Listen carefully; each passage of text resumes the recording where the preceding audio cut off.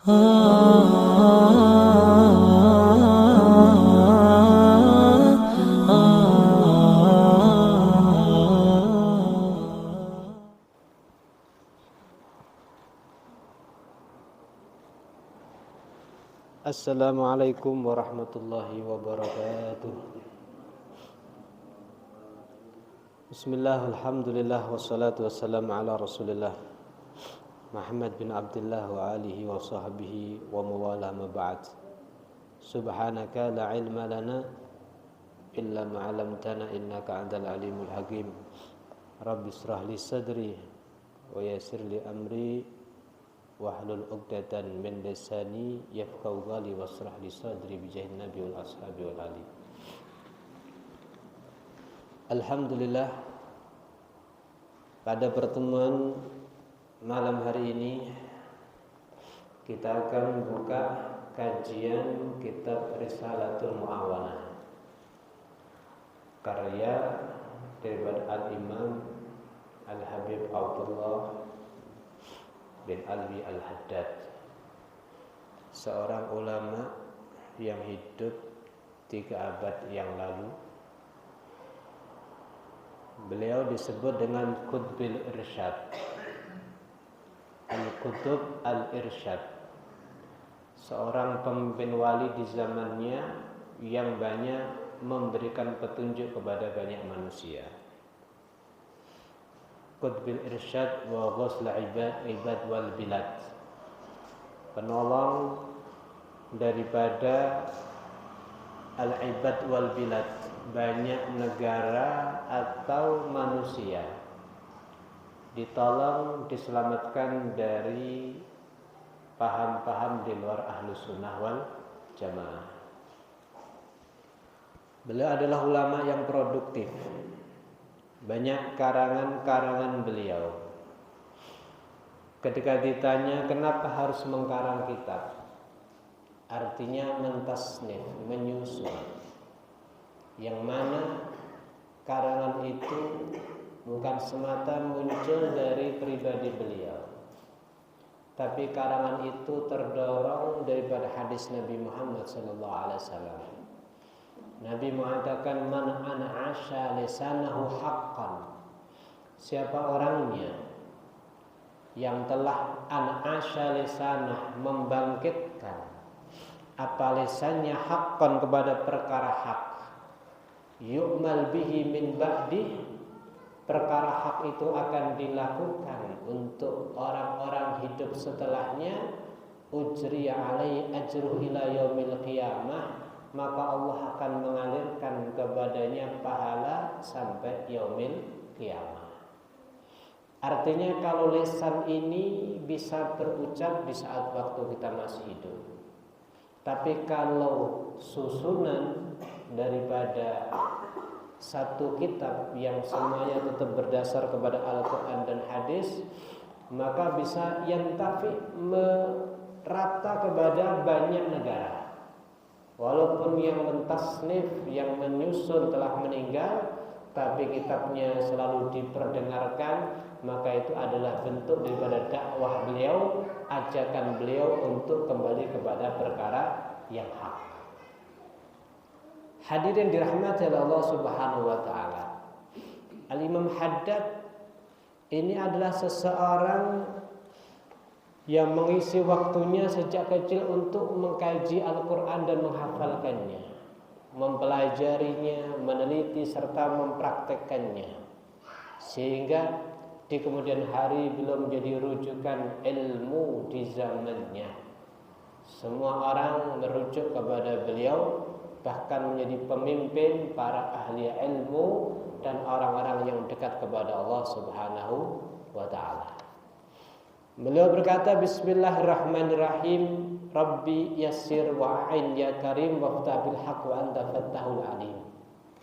Ya Allah, selalu kami memohon Engkau mudahkan, Engkau tolong, Engkau zat yang mulia, dan bukalah kepada kami perkara hak. Wa antal fattahul alim, sesungguhnya Engkau ya Allah zat yang banyak membuka dan serta mengetahui. Subhanaka la ilma lana illa ma 'allamtana innaka antal alimul hakim, maha suci untukmu ya Allah, tidak ada ilmu yang kami miliki kecuali semuanya adalah ajaran atau yang kau berikan, kau ajarkan kepada kami. Innaka antal alimul hakim, engkau zat yang mengetahui serta bijaksana. Kalau kita mungkin saat ini dinisbatkan punya ilmu, tapi dulu kita nggak punya ilmu, atau mungkin nanti seandainya udah tua, datang masa pikun dan sebagainya, juga hancur itu ilmu. Tapi kalau Allah Al-Alim, Allah zat yang mengetahui, yang berilmu, tidak ada mula, tidak ada permulaan, dan juga tidak ada akhirnya. Kalau ilmu kita sebatas, tapi kalau ilmu Allah zahiran wa batinah. Oleh karena daripada itu satu bentuk tawadhu kita kepada Allah. Maha suci bagi Allah, tidak ada ilmu yang kita miliki kecuali ilmu itu adalah apa yang diajarkan Allah kepada kita. Alhamdulillahil wahidil jawadil wahhabir razzaqil hannanil mannan. Segala puji senantiasa kita aturkan kepada Allah, zat yang satu, yang dermawan, banyak memberi rezeki, banyak penyayang, banyak memberi anugerah. Alladzi ba'asa Muhammad, yang lebih-lebih Allah telah mengutus Nabi Muhammad sallallahu alaihi wasallam khatama anbiya'ihi, sebagai penutup para nabi. Kalau zaman dahulu nabi ini terus bergenerasi, datang nabi, meninggal, muncul nabi lagi. Tapi setelah Nabi Muhammad SAW, kenabian telah tertutup. Siapapun orangnya, alim kaya apapun, tidak akan pernah diangkat menjadi nabi. Tapi sudah menjadi satu janji yang telah diterangkan oleh Nabi Muhammad SAW, ulama ummati ka'anbiya'i bani Israel. Sesungguhnya ulama daripada umat Nabi Muhammad SAW kedudukannya seperti nabi-nabi daripada Bani Israel. Maka daripada itu disebutkan darjatil ardu bil buka. Bumi itu ketika mendengar Nabi Muhammad mau meninggal, dia menangis. Dia menangis makhluknya Allah. Kenapa? Dia mengeluh. Dia tahu Nabi Muhammad adalah khatamul anbiya wal mursalin. Nabi Muhammad nabi penutup. Berarti setelah Nabi Muhammad meninggal, punggungnya tidak akan diinjak lagi kekasih Allah, tidak akan diinjak lagi utusan Allah, tidak diinjak lagi orang yang paling tinggi memegang pangkat di dunia hingga di akhirat, seorang nabi dan utusan Allah Subhanahu wa taala.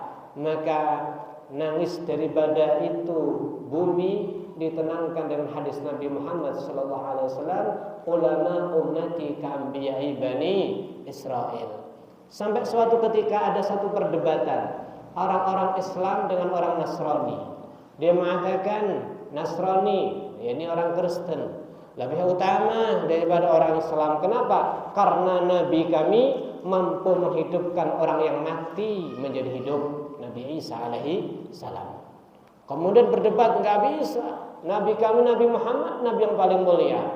Al-Quran memuji kepada Nabi, wa innaka la'ala khuluqin azim. Sesungguhnya engkau ya Muhammad benar-benar di atas budi pakarti yang paling tinggi.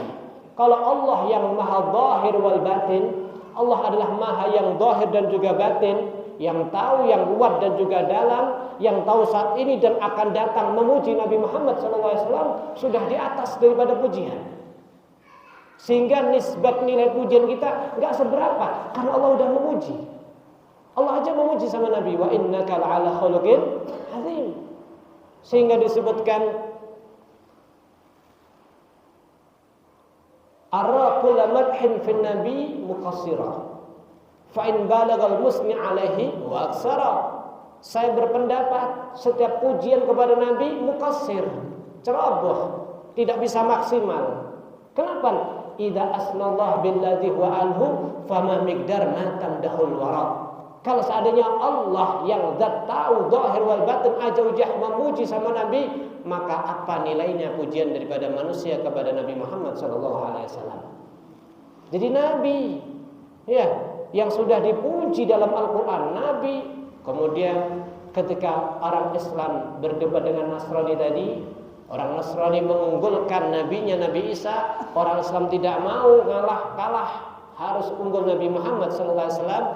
Maka lewatlah salah satu ulama yang pakar dengan Al-Quran, pakar dengan hadis Nabi, yaitu Sayyidina Syekh Abdul Qadir Al-Jailani.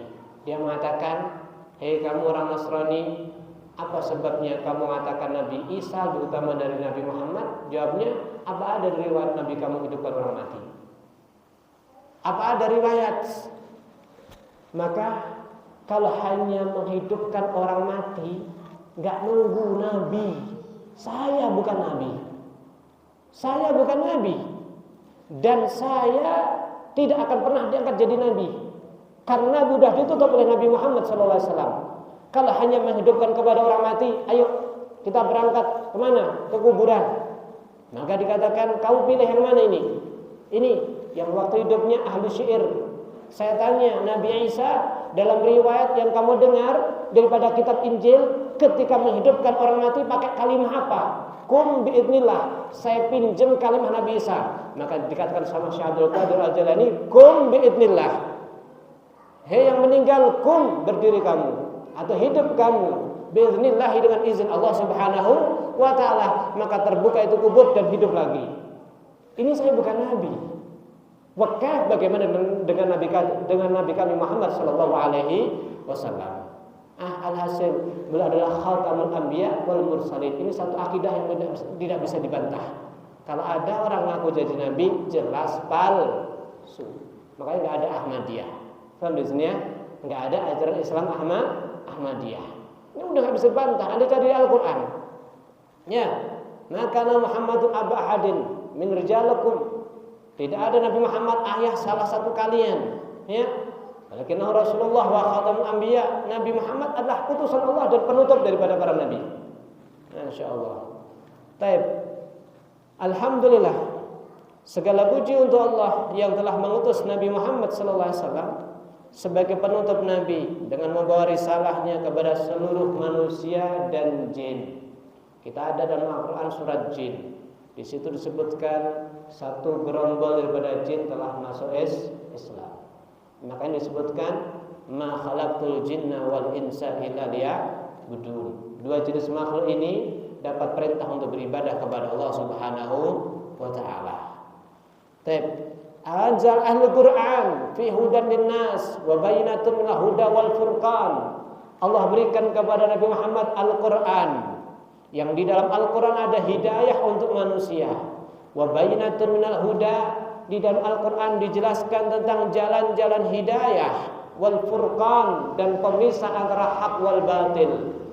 Jadi ketika kita menemukan satu zaman yang banyak kerusakan, banyak maksiat, banyak kebatilan, maka jangan terlepas daripada Al-Quran.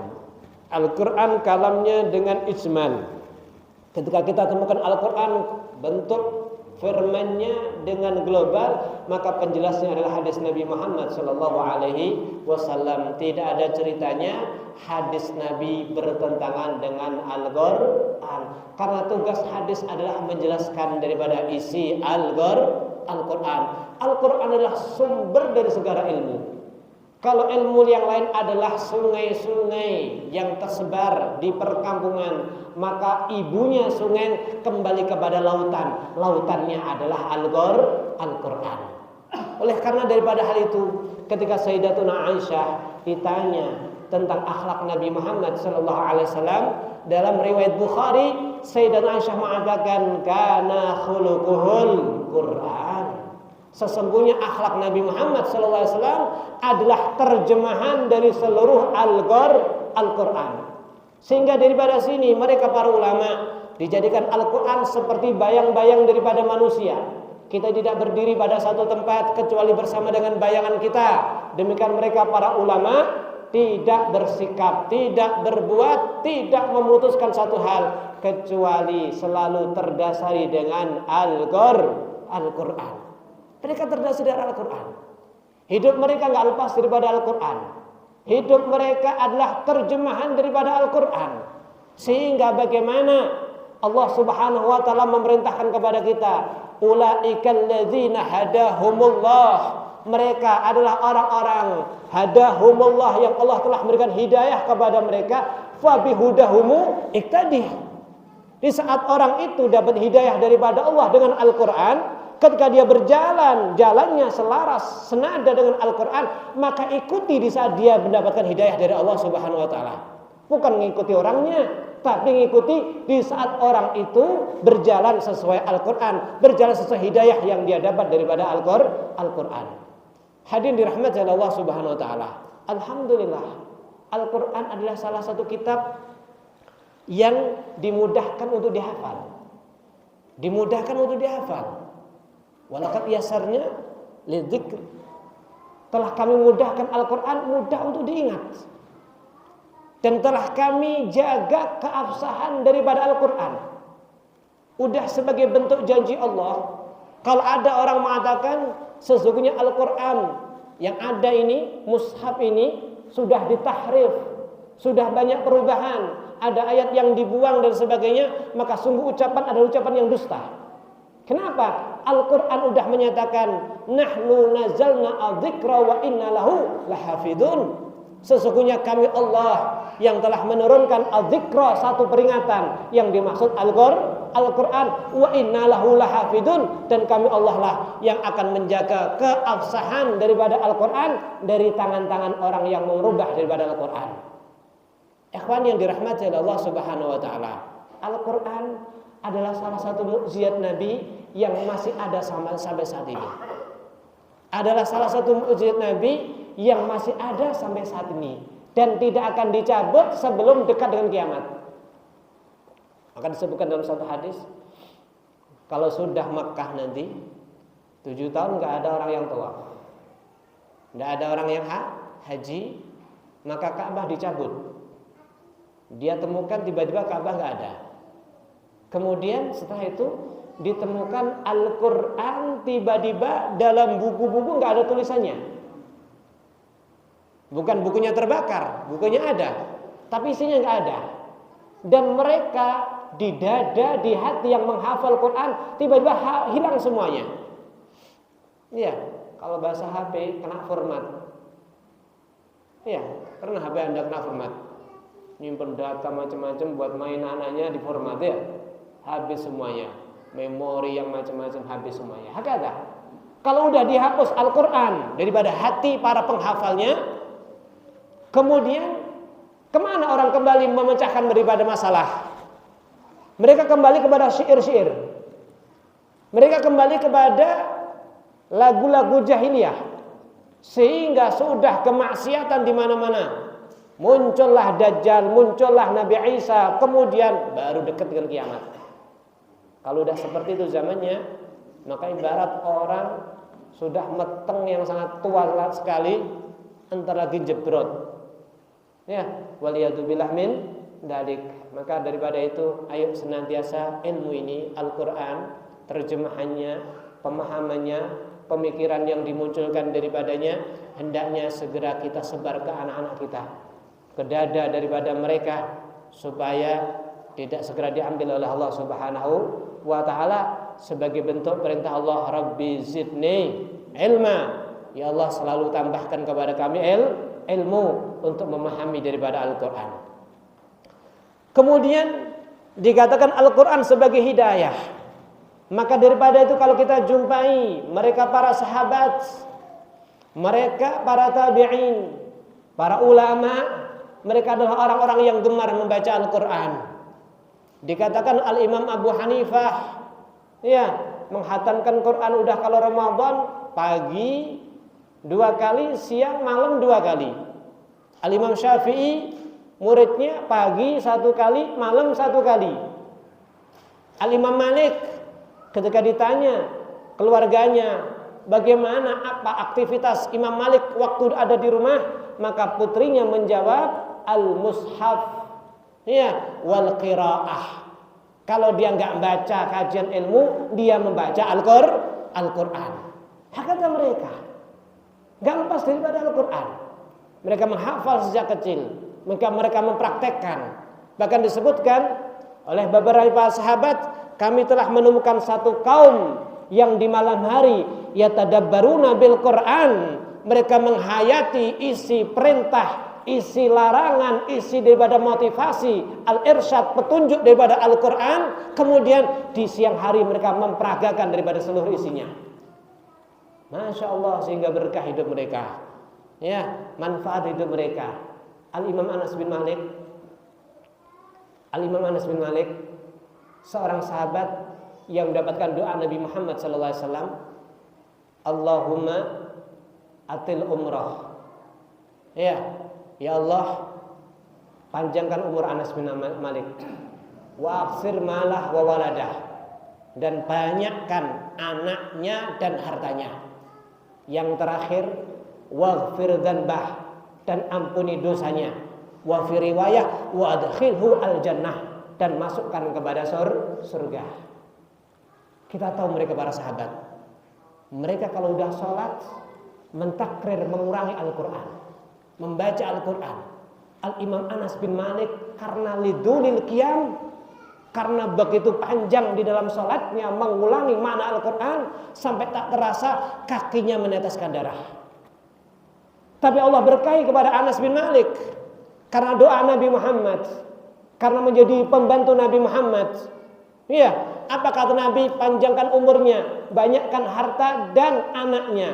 Dikatakan beliau punya anak 125, lelaki semuanya kecuali 2. Ya apa sampean?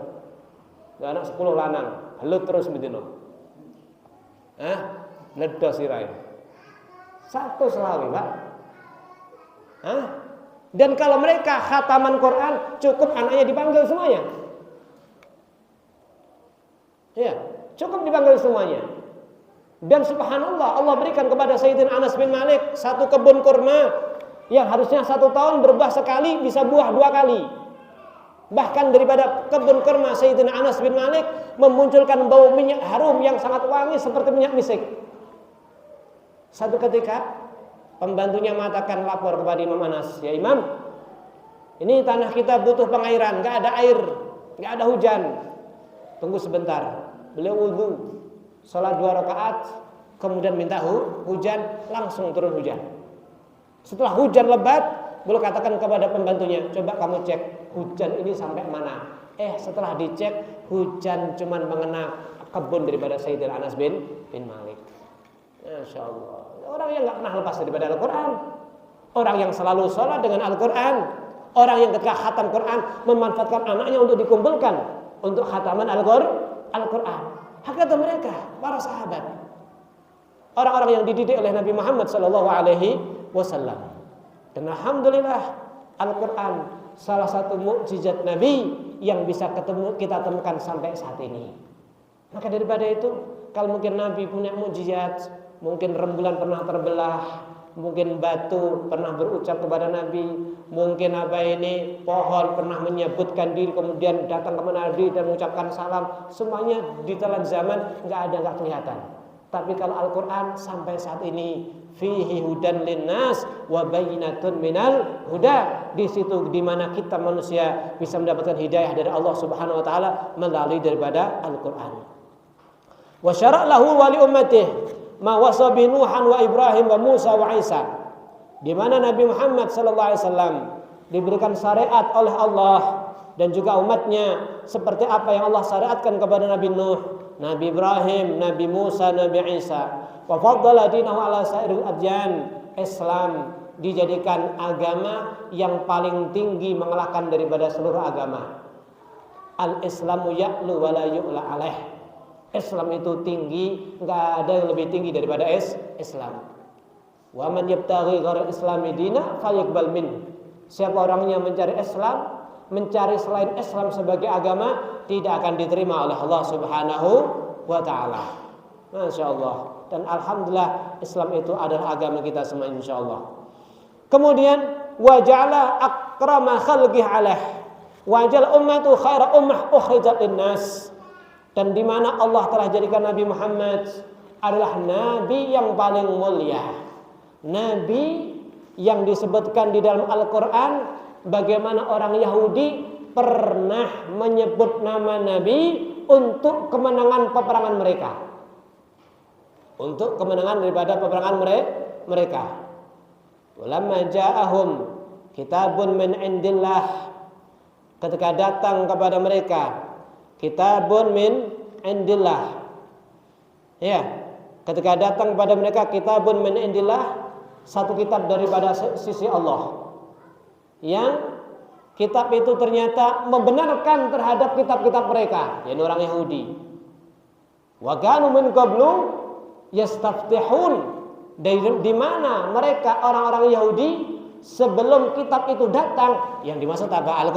Al-Quran, yastaftihun, minta kemenangan untuk peperangan mereka, mengalahkan daripada musuh mereka dengan Nabi Muhammad SAW. Tapi ketika mereka mengetahui datang Nabi Muhammad, kafaru bih, falaknatullah alal kafirin. Hadirin dirahmati Allah Subhanahu wa taala. Jadi yang jelas, Allah jadikan Nabi kita adalah sebaik daripada Nabi. Wajala ummatahu khaira ummatin ukhrijat linnas. Kemudian umatnya, kita sebagai umat Nabi Muhammad SAW menjadi umat yang terbaik. Kuntum khaira ummah. Allah katakan, kalian semuanya adalah sebaik-baiknya ummah. Ukhrijat linnas ta'muruna bil ma'ruf wa tanhauna 'anil munkar. Gelar bahwa kalian umat Nabi Muhammad adalah sebaik-baik umat dengan dua syarat. Ta'muruna bil ma'ruf wa tanhauna 'anil munkar. Selalu menyuarakan yang ma'ruf adalah ma'ruf, yang munkar adalah munkar. Wa min alamatis sa'ah, termasuk tanda akhir zaman. Ya, sara ma'rufu munkara wa sara munkaru ma'rufa.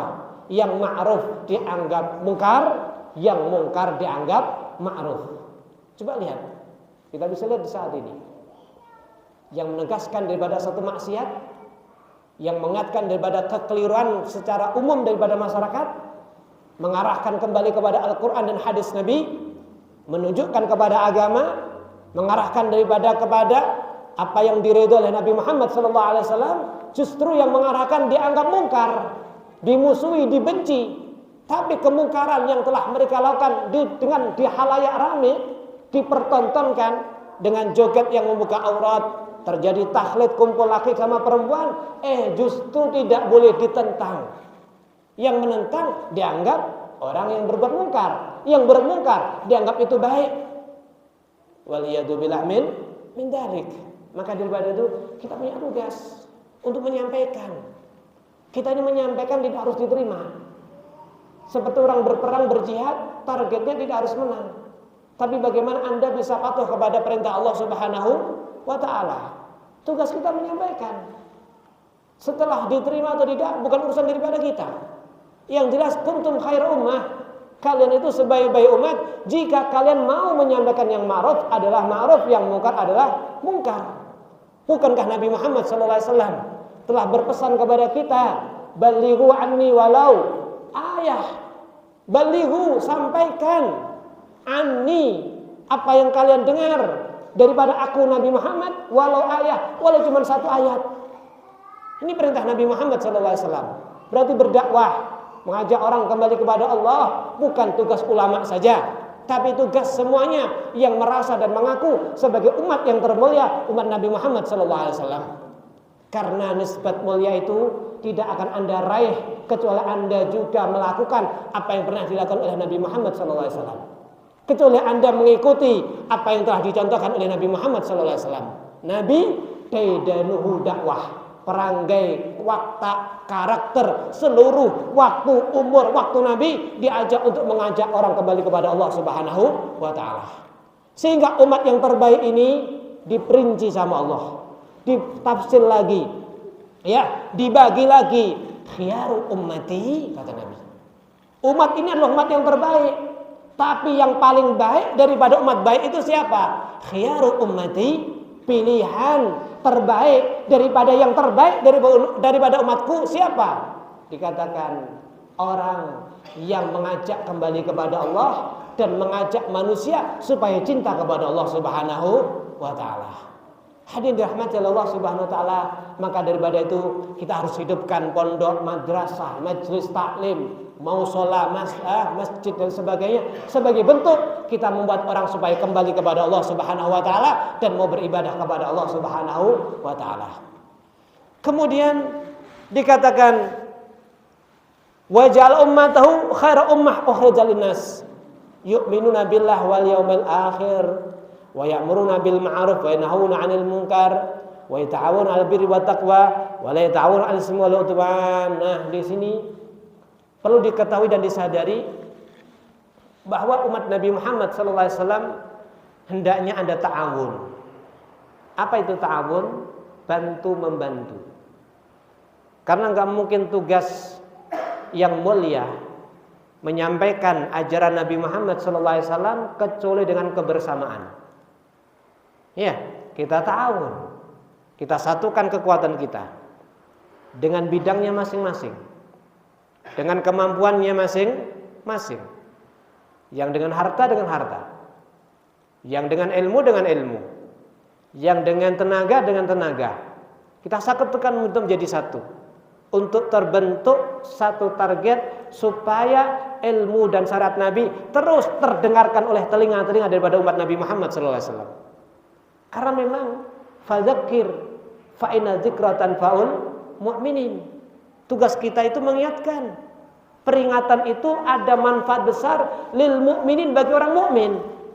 Kalau ada orang diingatkan dengan Islam, diingatkan dengan kembali kepada ajaran Islam, dia tidak terima, nah, berarti maaf mungkin tidak masuk kepada kategori al-mu'min. Sehingga ketika Allah menegaskan innal insana lafi khusrin, sesungguhnya manusia itu yang ada cuman rugi dan rugi, illal ladzina amanu wa amilus solihati wa tawassaw bil haqqi wa tawassaw bis sabr. Saling berwasiat untuk al-haq, yang istiqamah inti hak, yang telaten inti ngajarkan yang hak, yang benar-benar rajin itu ngajar menyampaikan yang hak, wa tawassaw bis sabr, yang namanya mengajak kembali kepada Allah pasti ada tantangan. Lihat Nabi kita Muhammad sallallahu alaihi wasallam, orang yang sudah dididik langsung oleh Allah masih ada ditantang, masih aja dikatain yang enggak, dianggap gila, dianggap enggak jelas, dianggap macam-macam. Bagaimana dengan kita? Nabi Muhammad udah dididik oleh Allah. Nabi mengatakan, laqad addabani rabbi fa ahsana ta'dibi. Sesungguhnya Allah telah mendidik kepada aku, dan sesungguhnya Allah telah memberikan kepadaku pendidikan yang teristimewa. Nabi seorang rahmatan lil alamin. Ketika pribadinya dijelek-jelekkan, tidak pernah bersikap dan melawan. Tapi kalau udah agama, tapi kalau udah syariat Islam dijelekkan, maka lam yakum li ghadabi ahad. Kalau Nabi udah marah, enggak ada yang berani membendung amarah Nabi Muhammad sallallahu alaihi wasallam.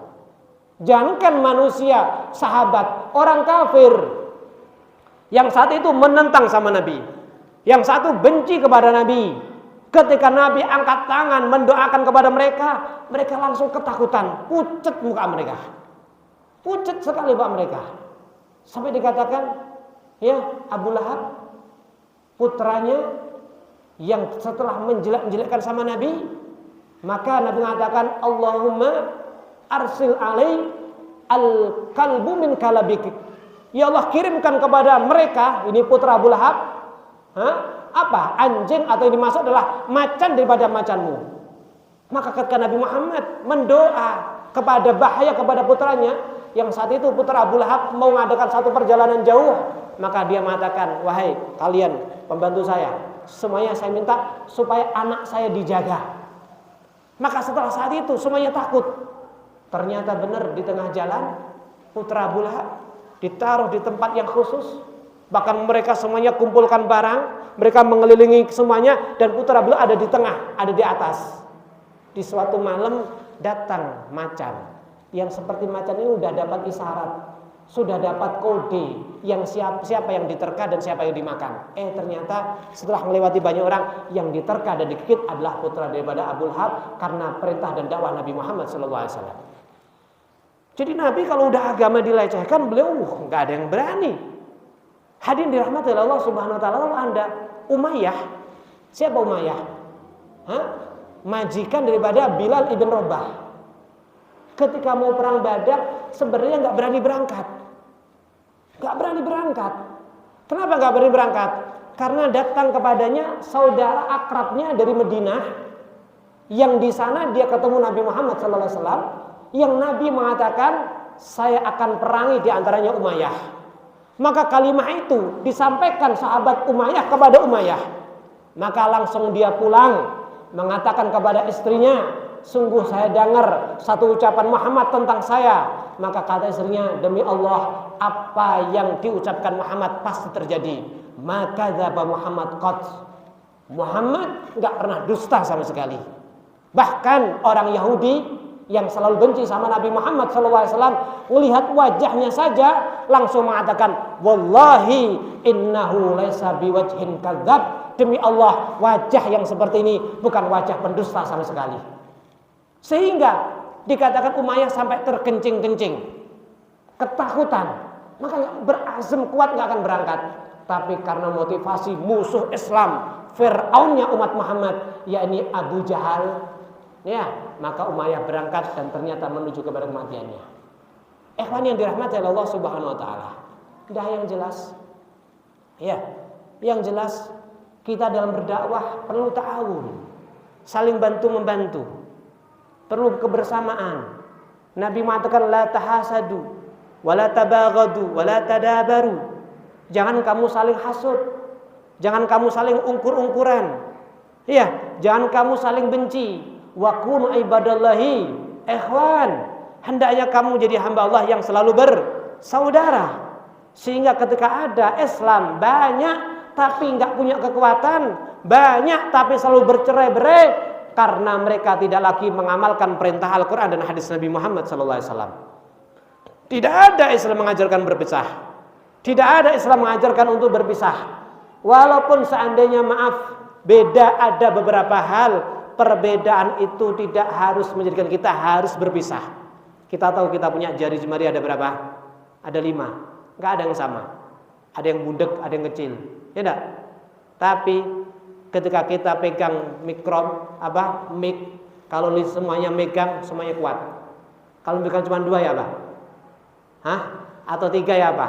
Anda bawa arit, mau ngarit, cuma 2, cuma 3, nggak kuat. Tapi kalau semuanya, tidak pernah yang kecil mencaci yang besar mencaci yang kecil, nggak ada sama sekali. Yang jelas kita bersama, ya, bersatu. Anda lihat itu, tahu angkrang? Hah? Angkrang sama kita besar mana? Tapi Anda berani tidak mohon manjat pohon rambutan kalau ada angkrangnya? Hah? Mikir ya. Kenapa? Mereka bersatunya kuat. Kalau satu di antara mereka digigit, berangkat semuanya. Kita yang gede ini nggak ada persatuan, ya nggak ada kekuatan sama sekali. Maka daripada itu, perhatikan, Islam tidak mengajarkan perpecahan. Nabi Muhammad datang ke Madinah, kaum kabilah Aus sama Khazraj tidak pernah membayangkan mereka bisa bersatu. Setelah datang Islam, datang Nabi Muhammad, bagaimana Al-Quran memuji dan mengungkapkan mereka bersatu luar biasa karena Nabi Muhammad SAW. Hadirin dirahmati Allah Subhanahu wa taala, berarti kita harus memahami apa itu Islam. Islam datang bukan untuk memecah belah, tapi Islam datang untuk mengajak kebersamaan, bagaimana kita bersama-sama beribadah kepada Allah Subhanahu wa taala. Kemudian di dalam berdakwah ini harus ada ta'awun.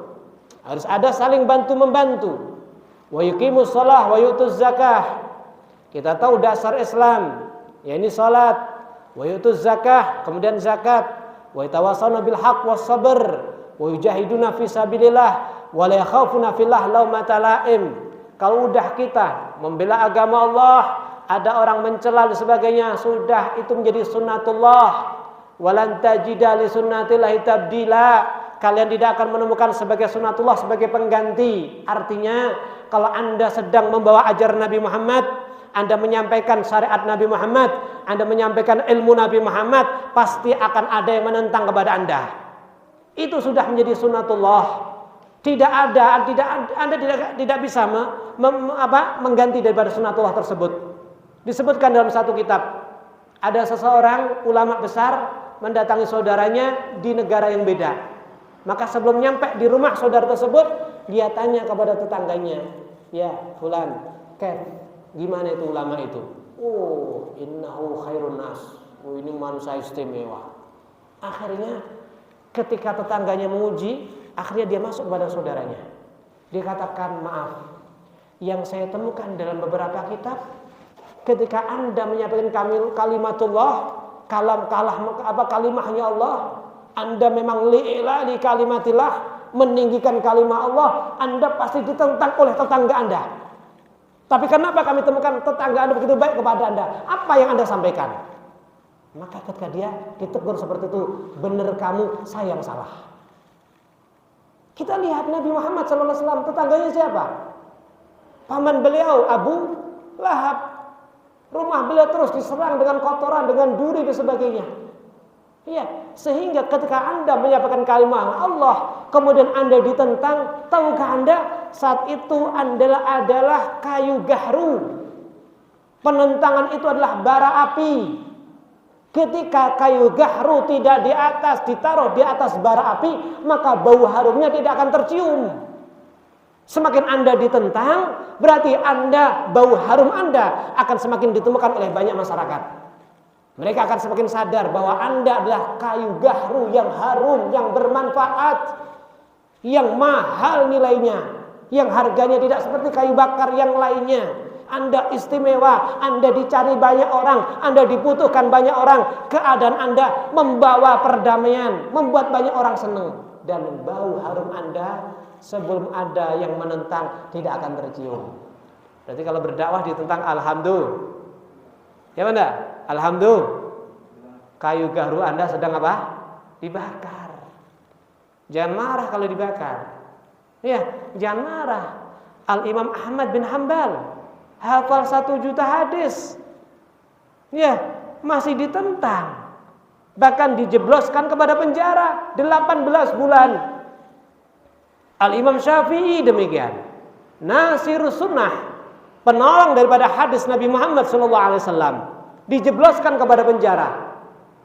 Beliau ketika ditanya, mana Quran indak? Quran itu menurut kamu siapa? Apa? Karena zaman itu penguasa menekan Quran harus dikatakan makhluk. Maka apa kata Syafi'i? Beliau buat strategi. Beliau katakan gini, Zabur, Injil, Taurat, Al-Quran ini adalah makhluk. Yang dimaksud ini bukan Al-Quran tapi apa? Jarinya. Paham di sini? Cerdas nggak Imam Syafi'i? Halo, ini adalah makhluk. Ini cerdasnya Imam Syafi'i, bodohnya penguasa. Ya, akhirnya bebas daripada ujian. Tapi Imam Ahmad bin Hanbal harus masuk penjara, dicambuk sampai nggak sadar, dipukulkan dengan tombak atau pedang sampai nggak sadar dan diinjak 18 bulan. Kalau Imam Syafi'i bebas karena kecerdasan. Kenapa? Karena memang Al-Quran mengajarkan ketika kamu dipaksa untuk kafir sementara hati kamu mukmin, maka nggak ada masalah. Seperti Ammar bin Yasir, ya enggak? Nah, kan Imam Syafi'i. Tapi kita jangan nggak keadaan pepet terus ngapusi terus. Nah, alhasil hadirin dirahmati Allah Subhanahu wa taala, mereka mau memadamkan cahaya daripada Allah, tidak bisa. Para penguasa yang menghancurkan Imam Syafi'i, para penguasa yang kepengin menyiksa para ulama-ulama itu, mana mereka sekarang? Nggak ada nilainya, nggak ada ilmu yang dibahas. Sampai saat ini yang dibahas adalah ilmu daripada Imam Syafi'i, Ahmad bin Hanbal, Abu Hanifah, Al-Imam Malik. Itu mana penguasa itu? Nggak bedanya mereka seperti Fir'aun. Fir'aun dengan kekuatannya, Fir'aun dengan kemegahannya, 400 tahun nggak pernah sakit, 400 tahun nggak pernah kena penyakit panas, mumet nggak kena, keringetan nggak pernah. Tapi mana sekarang? Habis semuanya sudah. Jadi ketika Anda di dalam membela agama Allah, ada orang-orang berusaha untuk mematikan Anda, tidak bisa, akan Allah angkat. Ya, kekuatan Allah tidak bisa dikalahkan. Masya Allah. Hadirin dirahmati Allah Subhanahu wa taala. Ketika sudah kita menyampaikan yang hak, la yakhafuna laumata laim. Harus kita siap untuk dicaci dan sebagainya. Semoga saja Allah berikan kepada kita kekuatan untuk bagaimana kita bisa menyampaikan, meneruskan dakwah Nabi Muhammad SAW, menyampaikan yang hak adalah hak, yang batil adalah batil, sehingga hal tersebut terus terdengar daripada telinga-telinga umat Nabi Muhammad SAW, sehingga kebenaran akan terus mudah diamalkan, kebenaran akan terus digemari, ilmu akan digemari oleh masyarakat kita. Sebaliknya dengan banyak kebaikan dan ibadah, majelis taklim, pondok, madrasah dan sebagainya, semoga tempat maksiat akan semakin diberkecil oleh Allah Subhanahu wa taala. Amin Allahumma amin. Hadza minni wa lakum minkum. Assalamualaikum warahmatullahi wabarakatuh.